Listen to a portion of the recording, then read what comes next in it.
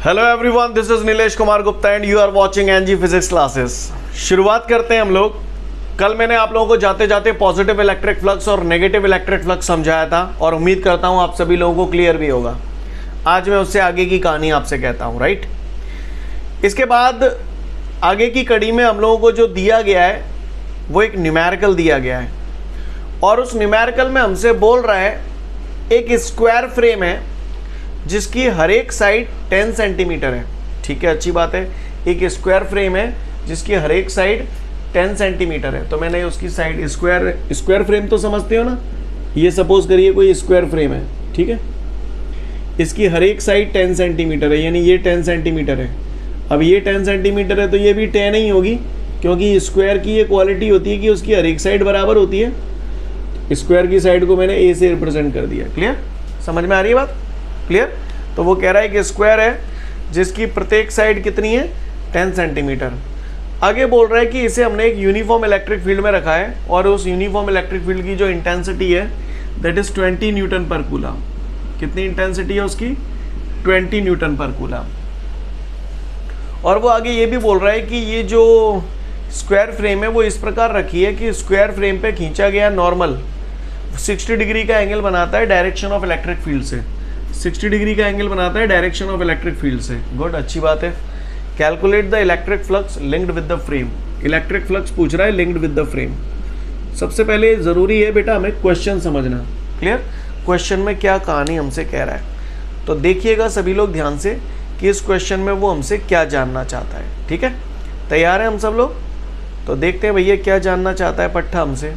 तो देखिए गौर से। थोड़ी देर के लिए आप ये मान लो, वैसे तो ये रेक्टेंगल शेप है पर मैं इसको 2 मिनट के लिए स्क्वायर शेप मान लूँ, स्क्वायर शेप। और वो कह रहा है स्क्वायर शेप में हर एक साइड 10 सेंटीमीटर की है। अच्छी बात है। अब वो कह रहा है इस स्क्वायर फ्रेम को मैंने एक इलेक्ट्रिक फील्ड में रखा है। बेटा काय में रखा है? इलेक्ट्रिक फील्ड में। तो मैं रख रहा हूँ इस स्क्वायर फ्रेम को, ठीक है। रुको 1 मिनट। इलेक्ट्रिक फील्ड में रख रहा हूँ, इस इलेक्ट्रिक फील्ड में। ये मैंने इलेक्ट्रिक फील्ड बना दिया और उसने आपको बोल रखा है इलेक्ट्रिक फील्ड की इंटेंसिटी 20 न्यूटन पर कूलम है। कितनी है? 20 न्यूटन पर कूलम। ये इलेक्ट्रिक फील्ड की इंटेंसिटी दे रहा है आपको। सीन क्लियर है भैया सभी को? बोलो, ठीक है। 20 न्यूटन पर कूलम का इलेक्ट्रिक फील्ड दे रहा है। अब वो कह रहा है इस स्क्वायर फ्रेम को मैंने इस इलेक्ट्रिक फील्ड में रखा है। सपोज करिए मैंने ऐसे रखा, ये स्क्वायर फ्रेम है, मैंने ऐसे रखा। तो सामने से आपको ये सरफेस तो दिखाई नहीं देगा, आपको तो केवल लाइन दिखाई देगी। सही बोल रहा हूँ? बोलो। तो ये ऐसे रखा हुआ है। समझ में आई बात? स्क्वायर फ्रेम कैसे रखा हुआ है। और साथ साथ वो ये भी बोल रहा है कि ये जो स्क्वायर फ्रेम है ना, इस पे खींचा गया नॉर्मल। तो जैसे ये जो सरफेस है, इस पे ये जो सरफेस है इस पे नॉर्मल ऐसे ही तो होगा आपकी तरफ। बोलो भैया। अब अगर ये सरफेस ऐसे रखा हुआ है तो नॉर्मल ऐसे हो जाएगा। मार्कर ये जो मैंने बनाया है, सही बोल रहा हूँ? तो वो कह रहा है इस सरफेस पे अगर कोई नॉर्मल ड्रॉ किया जाए तो ये नॉर्मल हो गया। और आपको मालूम है इस सरफेस के परपेंडिकुलर मैंने ये जो नॉर्मल ड्रॉ किया इसी को ही तो मैं एरिया वेक्टर बोलता हूँ। बोला भैया। तो वो कह रहा है कि इस सरफेस पे जो नॉर्मल ड्रॉ किया गया है वो इलेक्ट्रिक फील्ड से 60 डिग्री का एंगल बना रहा है, यानी ये थीटा की वैल्यू दे रहा है 60 डिग्री। तो कह रहा है इलेक्ट्रिक फ्लक्स कैलकुलेट कीजिए। तो भैया मैं ज़्यादा नहीं जानता लेकिन मुझे इतना मालूम है इलेक्ट्रिक फ्लक्स का फॉर्मूला होता है फाई बराबर EA cos थीटा। क्या इस बात से एग्री करते हैं आप लोग? पहले तो ये देखो है, अब आगे समझिए। E हो गया इंटेंसिटी ऑफ इलेक्ट्रिक फील्ड, इसकी वैल्यू आपको दी है, अभी चैट नहीं रहा हूं, इससे वैसे की वैसे रख दिया। A एरिया, ये जो स्क्वायर फ्रेम है उसका एरिया। अब भैया लंबाई मुझे मालूम है, चौड़ाई मालूम है। स्क्वायर फ्रेम का, स्क्वायर का एरिया आपको पता होगा साइड स्क्वायर होता है, साइड स्क्वायर है ना। तो एरिया की जगह ऐसे लिख दूं, इसकी साइड में A मान रहा हूं तो A स्क्वायर। बोलो भैया, बात समझ में आ रही है? आगे बढ़ते हैं। कॉस थीटा एंगल पूछ रहा है, तो एंगल मुझे मालूम है इलेक्ट्रिक फील्ड और एरिया वेक्टर के बीच का एंगल होता था। तो इलेक्ट्रिक फील्ड ये रही और एरिया वेक्टर ये रहा, तो एंगल कितना है? 60 डिग्री। इतने कहानी समझ में आई है कि ना नहीं आई? पहले तो मुझे बता दो। बोलो भैया, सीन क्लियर है? अब आ जाओ इधर, काम की बात करता हूं। ए मुझे 10 सेंटीमीटर दिया है पट्ठों ने। क्लियर, कितना दिया है? 10 सेंटीमीटर। तो पहले सेंटीमीटर को मीटर में बदल लो। 10 सेंटी कितना होता है? Deci centi milli micro. याद करा चुका हूं अब मैं, सारे कॉन्सेप्ट क्लियर हैं अब। सेंटी होता है 10 की पावर -2 और ये मीटर। 10 पे यहाँ पावर कुछ नहीं है तो 1 मान लूँ। सुना है बेस सेम होते हैं तो पावर ऐड हो जाती हैं, तो 1 - 2 कितना हो गया? -1। सीन क्लियर है? बात समझ में आ रही है सभी को? तो चमका दो अब कहो। तो 5 बराबर ई कितना हो गया अपना? कहाँ है ई? 20। ए की वैल्यू हमारी 10 की पावर -1 आई है, इसका स्क्वायर कर दिया इनटू cos 60 होता है 1/2। बोलो भैया, 2 से 20 कट जाएगा 10 टाइम्स। सही जा रहा हूँ मैं? तो 5 बराबर बेटा आपका हो गया 10 इंटू पावर के ऊपर 10 की पावर -1 का स्क्वायर करूँगा।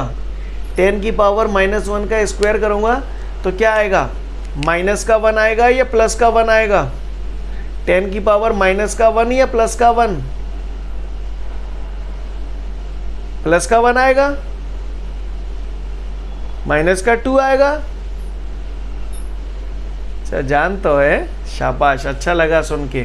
पावर के ऊपर पावर होती है तो पावर का मल्टीप्लाई हो जाता है, तो 10 की पावर -2। सीन क्लियर है? बोलो भैया, आगे बढ़ते हैं। 5 = 10। 10 की पावर -2 को नीचे ले आऊं तो 10 की पावर प्लस, ये डायरेक्ट कर लो, 10 की पावर 1 और 10 की पावर -2 बेस सेम होती है तो पावर ऐड हो जाती है, तो 10 की पावर -1। सीन क्लियर है? बोलो। 10 की पावर -1 को ऐसे नहीं लिख सकता, 1/10 इनवर्स है, नीचे ले जाऊंगा अपॉन में तो पावर प्लस की हो जाएगी। बोलो। और 1/10 कितना होता है? 0.1। ये आंसर आ गया आपका। समझ में आई बात? सीन क्लियर है? इलेक्ट्रिक फील्ड का यूनिट हो गया न्यूटन पर कूलम, एरिया का मीटर स्क्वायर। कहानी समझ में आई कि नहीं आई भैया जी बताओ मुझे? दिख रहो है कि ना दिख रहो? क्लियर है? समझ में आया आंसर? भैया समझ पाए या नहीं समझ पाए? समझ गए तो उतार लो जाए फटाफट फुर्ती में। इसके बाद अगला क्वेश्चन जो हमारे सामने है उसके लिए हमें 11th की कुछ चीज़ों का आना ज़रूरी है, तो उस क्वेश्चन को बाद में समझेंगे। पहले 11th का फंडा क्लियर कर लें, समझें इसको, पहले समझ लें।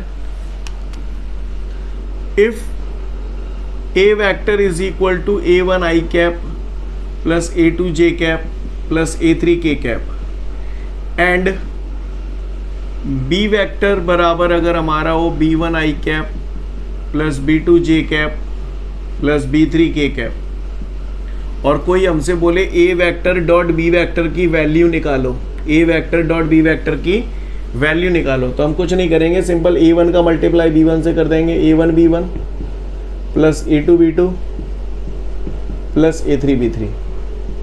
समझ में आ रही बात? इस तरीके से इसे किया जाता है। मैं आपको एक एग्जांपल के थ्रू समझाता हूँ, समझने की कोशिश करिएगा। जैसे किसी ने आपको बोला कि अगर A वेक्टर की value 2I cap plus 3J cap plus 4K cap और B वेक्टर बराबर हो 2I कैप माइनस कुछ भी ले लो -4J cap plus 7K cap, और वो आपको बोल रहा है ये दिया गया है आपको, और यूँ कह रहा है आपसे A vector dot B vector की वैल्यू बताओ, तो आपको कुछ नहीं करना, जैसे आपने इन दोनों का मल्टीप्लाई कर दिया था वैसे 2 2 4 प्लस 3 का -4 से करूँगा तो 3 4 12 प्लस 3 का -4 से कर रहे हो तो माइनस का 12 आएगा, प्लस 4 का प्लस 7 से करोगे तो प्लस 28। कहानी समझ में आ रही है आपको जो मैं कर रहा हूँ? बोलो। 28 और 4 32 में से 12 गया तो कितना बचा? 20। बोलो भैया, सही जा रहा हूं मैं? क्लियर है? बोलो, उतार लो फटाफट इसे।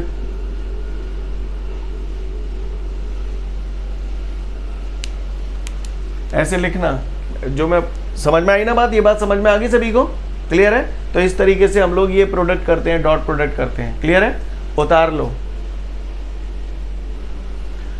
अब बेटा इसके सामने वो हमको अगला क्वेश्चन दे रहा है, इसके बाद हमको अगला क्वेश्चन दे रहा है, a surface S vector is equal to 10 K cap metre square, ऐसा बोल रहा है। एक सरफेस है S vector is equal to 10 K cap metre square is kept in an electric field, और इलेक्ट्रिक फील्ड की इंटेंसिटी दे रहा है E vector is equal to 10I cap plus 3J cap plus 2K cap, ऐसा बोल रहा है। Newton पर coulomb. Calculate the electric flux linked with the surface. Calculate the electric flux linked with the surface, ये हमारा question है। फिर से सुनिएगा ध्यान से सब लोग। वो कह रहा है एक सरफेस है, एस वेक्टर बराबर 10 k कैप मीटर स्क्वायर, वो इलेक्ट्रिक फील्ड दे रहा है 10 i cap plus 3 j cap plus 2 k cap Newton पर कूलम। तो कह रहा है इलेक्ट्रिक फ्लक्स बताओ कितना होगा। तो भैया मैं ज़्यादा पढ़ो लिखो नाने, पर मैं दिमाग में, जिन लोगों ने 11th पढ़ी है उन्हें साफ मालूम है ये वेक्टर फॉर्म में दिया हुआ है। और इलेक्ट्रिक फ्लक्स का मैंने फॉर्मूला पढ़ा था यार वेक्टर फॉर्म में, अगर आपको याद हो तो, फाई बराबर E vector dot A vector. याद आ रहा है आपको ये सीन? बोलो भैया, बताया था मैंने आपको। अब साला आफत जी है कि ई वेक्टर तो दो है पट्ठन ने, ए वेक्टर तो दे ना ने, माने तो एस वेक्टर दो है। अब मुझे कैसे पता चलेगी कि ये का है? तो देखो भैया, यहाँ पर उसने एरिया को ए से रिप्रेजेंट करने की बजाय एस से रिप्रेजेंट किया है। अब मुझे कैसे पता पड़ेगा ये एरिया है? देखो उसने एस वेक्टर बराबर बोला है 10 k कैप मीटर स्क्वायर, और एरिया को मीटर स्क्वायर में ही तो नापते हैं। तो इसका मतलब ये हुआ कि उसने ये जो एस वेक्टर दिया, यानी वो यहाँ पर एरिया को ए की बजाय एस से रिप्रेजेंट कर रहा है। तो फिर मैं इस फॉर्मूले को ऐसे लिख सकता हूँ, E vector dot S vector. बात समझ में आई कि नहीं आई, पहले मुझे ये बताओ। अच्छा, दूसरी बात, एस वेक्टर में केवल के कैप आ रहा है, ना आई आ रहा है ना जे आ रहा है। तो मैं जहाँ ऐसे सजा लूँ 0 i cap plus 0 j cap, क्योंकि वे अतई ना है। बोलो भैया, बात समझ में आई कि नहीं आई? आ गई।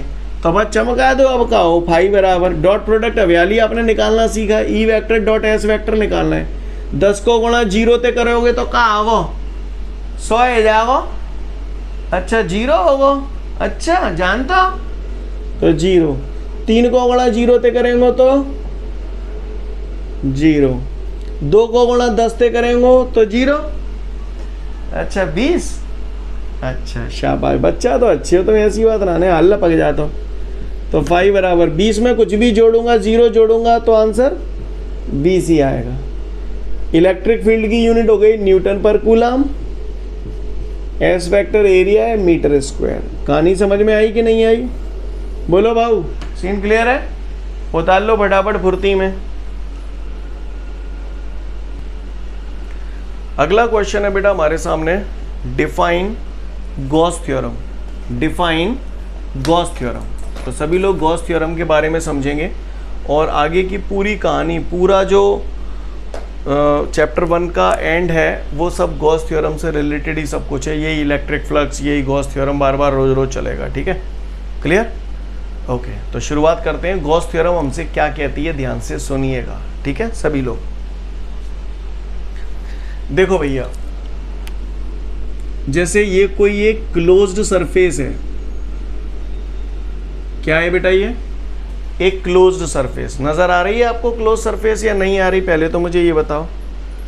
क्लोज सरफेस, सर्कल एक क्लोज सरफेस है ना? नहीं है, सर्कल क्लोज सरफेस नहीं। जैसे ये सर्कल है तो फिंगर अपन इधर उधर ट्रांसफर कर सकते हैं, राइट? सर्कल क्लोज सरफेस नहीं है, ये क्लोज सरफेस है। बॉल चारों तरफ से बंद है ना, तो ये क्लोज सरफेस है। समझ में आ रही है मेरी बात? सीन क्लियर है? बोलो भैया, अर्थ क्या है? क्लोज सरफेस है। क्लोज सरफेस समझ में आया क्या होता है? बोलो भैया, ठीक है। तो ये क्लोज सरफेस है, एक मेटेलिक स्फीयर मान लो, हमने इसको चार्ज दिया, हमने इसको चार्ज दिया, तो ये चार्ज इसके सरफेस पे डिस्ट्रीब्यूट हो गया। हमेशा ध्यान रखो, एक बात बताओ, ये जो प्लास्टिक का बॉल है, अगर इस बॉल को पानी में डुबो दूं और बाहर निकालूं तो पानी, बॉल गीली हो जाएगी, ये बात सत्य है, मानता हूं। क्या पानी बॉल के अंदर जाएगा? नहीं जाएगा। कोई पूछे जा मैं बॉल के अंदर कितने पानी होगा, तो तुम क्या बोलोगे? बॉल के अंदर कितने पानी होगा? 0 होगा। समझ में आ रहा हो? तंत्र पढ़ रहा है? अच्छा, अब ये क्लोज सरफेस है, इस क्लोज सरफेस को चार्ज दिया गया है, तो ये चार्ज इसके सरफेस पे डिस्ट्रीब्यूट हो जाता है, अंदर नहीं जाता है। कोई पूछे क्लोज सरफेस के अंदर चार्ज कितना होता है, तो आप बोलना 0 चार्ज होता है। क्लोज सरफेस के अंदर कोई चार्ज नहीं होता है। ध्यान रखना, यहाँ पर मैं चित्त भी अपनी कर रहा हूँ, पट्ट भी अपनी कर रहा हूँ, ध्यान रखना। थोड़ी देर बाद जो बोल देंगे कि होता है, क्लियर? तो आपको समझ में आना चाहिए कि ऐसा क्यों बोल रहा हूँ। समझ में आ रही है बात? तो ध्यान से देखिएगा, मैंने अभी अभी क्या बोला, क्लोज सरफेस के अंदर चार्ज होता है या नहीं होता है? नहीं होता है ना। क्लोज सरफेस के अंदर कोई चार्ज नहीं होता, उसके सरफेस पे डिस्ट्रीब्यूट हो जाता है। अब आगे देखते हैं। जहां चार्ज होता है वहां इलेक्ट्रिक फील्ड होता है, ये तो मानते हो, और जहां इलेक्ट्रिक फील्ड होता है तो जाहिर सी बात है वहां इलेक्ट्रिक लाइंस ऑफ फोर्सेस भी होती हैं। यस और नो? होती है ना। तो ये पॉजिटिव चार्ज है तो इससे इलेक्ट्रिक लाइंस ऑफ फोर्सेस ऐसे ही तो पास होंगी। बोलो भैया, होंगी नहीं होंगी? होंगी। और मैंने सुना है किसी सरफेस से जितनी electric lines of forces pass हो जाती हैं उसी को हम लोग इलेक्ट्रिक फ्लक्स बोलते हैं। आप लोग मुझसे बोल रहे थे कल परसों, the total number of electric lines of forces which is passing normally through a surface is called electric flux, है ना। तो इस क्लोज सरफेस से ये क्या पास हो रहा है? इलेक्ट्रिक फ्लक्स ही तो पास हो रहा है। Number of electric lines of forces pass हो रही है, यानी इलेक्ट्रिक फ्लक्स पास हो रहा है। इलेक्ट्रिक फ्लक्स काहे से पास हो रहा है? क्लोज सरफेस से। इस क्लोज सरफेस से क्या पास हो रहा है? इस क्लोज सरफेस से जितनी number of electric lines of forces निकल रही हैं उसी को ही तो हम लोग इलेक्ट्रिक फ्लक्स बोलते हैं। बोलो भैया, बोलते हैं कि नहीं बोलते? तो फाई यहाँ पर क्या है? Electric flux. फाई क्या है यहाँ पर? Electric flux which is passing through a close surface is equal to the, अब मेरी बात ध्यान से सुनिएगा, कोई भी पट्टा अगर आपसे पूछता है कि गॉस थ्योरम क्या होती है, what is Gauss theorem, define Gauss theorem, आवेगा पेपर में, तो तुम्हारे दिमाग में केवल जो फॉर्मूला अटक जाना चाहिए तुरंत, फाई बराबर क्यू अपॉन एप्सिलॉन जीरो।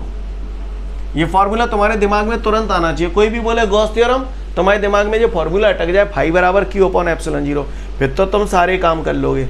अब देखिएगा ध्यान से, जाए मैं न्यो ना लिख सकत, बोलो भैया, क्या गलत कर दो मैंने? ना लिख सकत?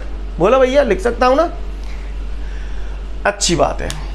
अब क्या है, सुनो, गॉस थ्योरम का स्टेटमेंट क्या है? गॉस थ्योरम का स्टेटमेंट ये कहता है, ये क्या होता है आप बताओ पहले, फाई क्या होता है? Electric flux. और ये इलेक्ट्रिक फ्लक्स काहे से पास हो रहा है? क्लोज सरफेस से पास हो रहा है। तो फाई को क्या बोलेंगे? Electric flux which is passing through a closed surface. जब मुंह है खोलो और बोलो, फाई क्या है यहाँ पे? Electric flux which is passing through a close surface. इस ये क्लोज सरफेस बोलना अनिवार्य है, जरूरी है, बार बार यूज होगा रोज, ठीक है। फिर से बोल रहा हूं, फाई क्या है यहाँ पे? Electric flux which is passing through a close surface is equal to the 1 upon epsilon zero times of 1 upon epsilon zero times of total charge present inside the close surface. Total charge present inside the close surface. अब साला यहाँ पर रट्टा फैल गया, जहाँ में charge तो क्लोज सरफेस के अंदर कछु होता ही ना है, सही बोल रहा हूँ ना। तो यहाँ पर हमने total charge inside the close surface क्यों बोला है? लिसन, ध्यान से सुनिएगा। ऐसा इसलिए बोला गया है, साइंटिस्टों ने ये माना है कि ये जो इलेक्ट्रिक लाइंस ऑफ फोर्सेस निकल के जा रही हैं तो किसी न किसी चार्ज से ही तो निकल कर जा रही होंगी। बोलो, तो जैसे मान के चलो कोई बंदा यहाँ से देख रहा है तो उसको ये जो इलेक्ट्रिक लाइंस ऑफ फोर्सेस नजर आ रही हैं तो वो कहीं ना कहीं पीछे से नजर आती हुई नजर आएंगी। बोलो भैया। तो उन्होंने ये माना है, उन्होंने पूरे चार्ज को कहां पर कॉन्सेंट्रेट माना है? सेंटर पे। हालांकि सेंटर पे कोई चार्ज होता नहीं है, पर हम ऐसा मान के चलते हैं कि ये इलेक्ट्रिक लाइंस ऑफ फोर्सेस किसी न किसी चार्ज से आ रही हैं और वो चार्ज सेंटर पे कंसेंट्रेटेड है। भाषा समझ में आई कि नहीं आई? बोलो भैया। क्योंकि electric lines of forces charge से निकलेंगे तो यहाँ पर चार्ज को हम लोग अंदर कंसेंट्रेटेड मानते हैं। बात समझ में आ रही है? हालांकि चार्ज अंदर कोई होता नहीं है। सीन क्लियर है? ओके।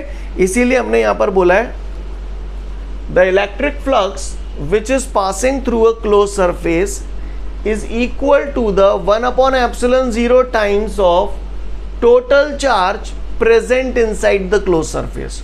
कुछ लोग इसको, इस फॉर्मूले को ऐसे लिखने की बजाय ऐसे भी लिख देते हैं, तो कोई गलत बात नहीं है, चलेगा। सिग्मा क्यू मतलब टोटल चार्ज ही हो गया। समझ में आ रही है बात? क्लियर है? ओके। तो again I repeat, according to the Gauss theorem the electric flux which is passing through a close surface, है ना, इसकी बात कर दी। Electric flux which is passing through a close surface is equal to the 1 upon epsilon 0 times of total charge present inside the closed surface। Statement समझ में आया आपको भैया? बुलवा लूंगा स्टेटमेंट। क्लियर?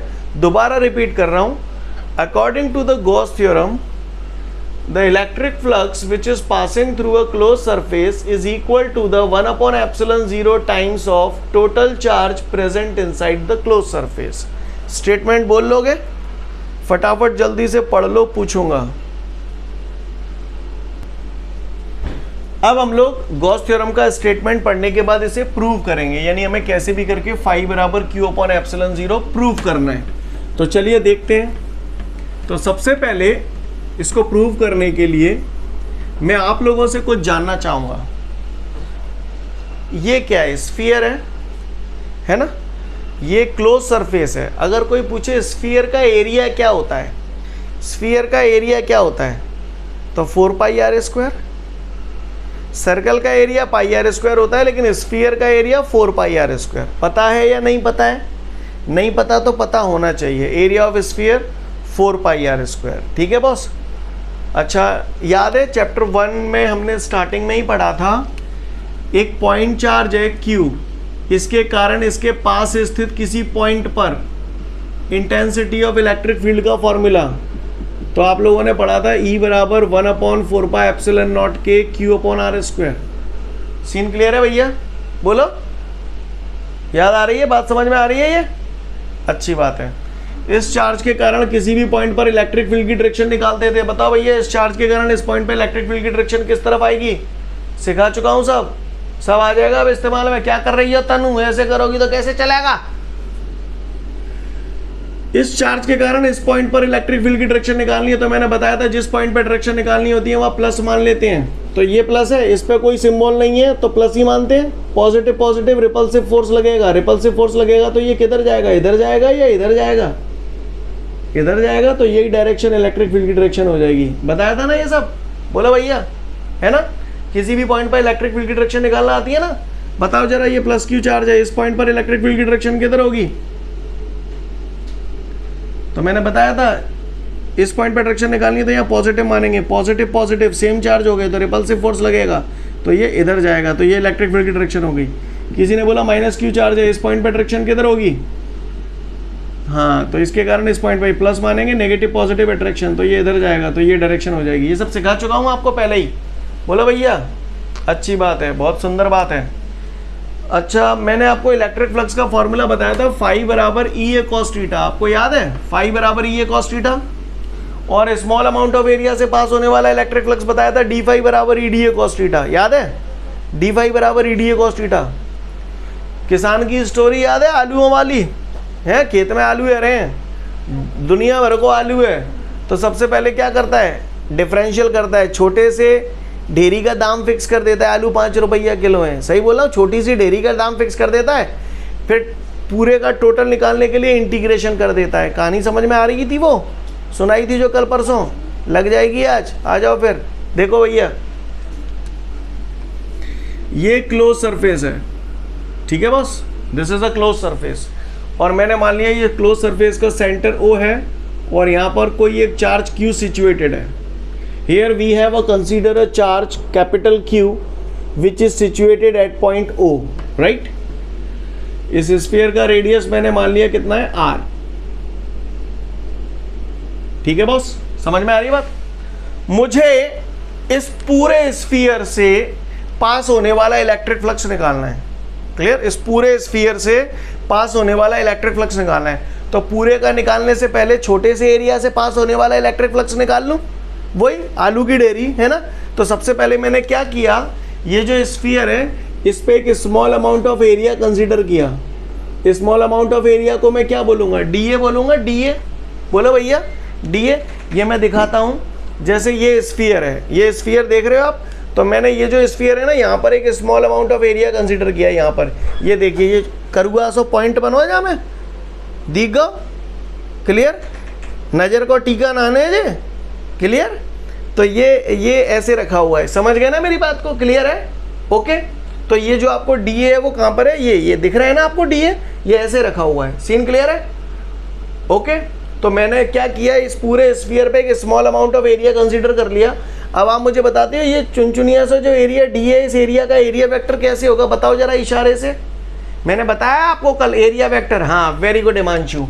इस एरिया का एरिया वेक्टर इधर की तरफ हो जाएगा क्यों बनाया मैंने, इधर की तरफ बात समझ में आ रही है आप लोगों को, बोलो भैया। अच्छा, अब ये भी बता दो, इस चार्ज के कारण ये जो पॉइंट है P, इस पॉइंट पर इलेक्ट्रिक फील्ड की डायरेक्शन किधर होगी, हरियाली सिखाई थी मैंने, वो भी इधर की तरफ ही होगी। इलेक्ट्रिक फील्ड भी इधर ही हो गया, एरिया वेक्टर भी इधर ही हो गया, तो इन दोनों के बीच कितने डिग्री का एंगल होगा, इलेक्ट्रिक फील्ड और एरिया वेक्टर के बीच का 0 डिग्री। समझ में आ रही है, कल खूब बताई थी मैंने, याद ना आ रहा है जे 90 पे जे एक के ऊपर एक आ जाते तो कितने गए, या तो 0 डिग्री, याद आ रहा हो सीन, क्लियर है। तो भैया मुझे मालूम है स्मॉल अमाउंट ऑफ एरिया से पास होने वाले इलेक्ट्रिक फ्लक्स का फॉर्मूला होता है डी फाई बराबर EDA cos theta. cos theta की जगह धरेंगे 0, क्योंकि थीटा एंगल जो होता है इलेक्ट्रिक फील्ड और एरिया वेक्टर के बीच का होता है। इलेक्ट्रिक फील्ड उजाई लेंगे, एरिया वेक्टर उजाई लेंगे। स्टेप समझ में आएगा कि ना नहीं आएगा, ये बताऊँ मैं पहले हैं जे तुम्हें वही आलू की डेयरी में से छोटी सी डेयरी का दाम फिक्स कर लिया। इसी तरीके से मैंने पूरे सरफेस का निकालना, तो पहले मैंने स्मॉल अमाउंट ऑफ एरिया से पास होने वाला इलेक्ट्रिक फ्लक्स निकाल लिया। अब मुझे पूरे को निकालना हो तो मैं क्या करता हूँ, पूरे को निकालने के लिए क्या करता हूँ, इंटीग्रेशन, समझ गए, इंटीग्रेशन। तो ये मैंने यहाँ पे इंटीग्रेशन चमका दिया, बस है वो खेल। इंटीग्रेशन और डी फाई बताइए थी, याद है, इंटीग्रेशन पढ़ा दो मैंने। अब इंटीग्रेशन और dx बराबर x, पहला फॉर्मूला यही है। तो वो अब समझ में ना आई तो चुल्लू पर पानी में डूब मरोगे तुम जाके। इंटीग्रेशन और dx बराबर x होता है, तो इंटीग्रेशन और डी फाई हो गया बराबर cos 0 तो हो गया 1, तो जाको तो खेल ही खत्म है वो। अब कहाँ बचो EDA, तो E को उठा के मैंने बाहर फेंक दिया, इंटीग्रेशन ऑफ DA। बोला भैया, कहते जो में परेशानी है रही है, हैं क्लियर है, यहाँ तक बात समझ में आई। आगे बढ़ते हैं। फाई बराबर, अब गौर से फरमाइएगा, गौर से देखिएगा, E बराबर फाई बराबर E एज इट इज लिख दिया। अब इधर देखिएगा सब लोग, इंटीग्रेशन ऑफ DA बराबर, तो जब इंटीग्रेशन ऑफ dx बराबर x है तो इंटीग्रेशन ऑफ DA बराबर a। बोलो भैया ये बात समझ में आई। अब ध्यान देना, सब लोग ध्यान देना जरा यहाँ पर। जैसे ये बॉल है जहाँ पे ये D है, ऐसे छोटे छोटे काले काले पॉइंट और भी होंगे, वो भी सब DA होंगे। ऐसे करके बोलो सारे DA इसको जोड़ूंगा, यानी इंटीग्रेशन ऑफ DA, तो ये बराबर a, और ये एक I के बराबर होगा एरिया ऑफ द स्फीयर। नहीं है बात समझ में, बोलो भैया, एरिया ऑफ द स्फीयर। अरे DA को मतलब जहाँ पे ये चुनचुनिया सो एरिया है DA। अब जहाँ पे का ऐसे एक ही DA होंगे। बोलो भैया, कल परसों की क्लास ली थी कि नहीं ली थी। जैसे जे DA है, जाके बगलते जेव DA है, जाके बगलते जेव DA है। अब इंटीग्रेशन करूँगा तो ये सारे DA जुड़ जाएंगे, तो ये काय के बराबर आएगा, पूरे क्लोज सरफेस के एरिया के बराबर आएगा ना, एरिया ऑफ स्फीयर के बराबर ही तो आएगा। और एरिया ऑफ स्फीयर क्या होता है, 4πr²। जानते हो कि नहीं जानते। तो इंटीग्रेशन और DA बराबर ये, और ये काय के बराबर हो गया हमारा ये 4πr²। काय के बराबर हो गया ये 4πr²। क्यों लिखा है 4πr², समझ में आई बात भैया। ये स्टेप समझने वाला है, समझ में आ गई बात, 4πr²। तो इंटीग्रेशन और DA की जगह मैंने चमका दिया 4πr²। आगे देखिए, मैंने पढ़ा है चैप्टर 1 के स्टार्टिंग में इंटेंसिटी ऑफ इलेक्ट्रिक फील्ड। बताओ भैया, intensity of electric field at any point due to a point charge. तो रिलेशन पढ़ा था मैंने 1/4πε0k Q/r²। बोलो भैया, E की जगह आ गया ये इंटू 4πr²। कहानी समझ में आई। बोलो भैया, समझ गए यहाँ तक सभी लोग। फिर 4π थे 4π टोत दई, तो r² से r² कट गया, तो फाइनली हमारा आ गया फाई बराबर Q/ε0k। उम्मीद करता हूँ समझ गए होंगे आप लोग। और अगर ये सिस्टम पूरा एयर और वैक्यूम में रखा है, तो फॉर एयर और वैक्यूम, एयर और वैक्यूम के लिए हम लोग जानते हैं k बराबर 1 होता है, तो k की जगह 1 रख देंगे तो हमारा आ जाएगा फाई = Q/ε0। उम्मीद करता हूँ आप लोग समझ गए होंगे। फटाफट देख लीजिए इसे अपने नोट्सों में।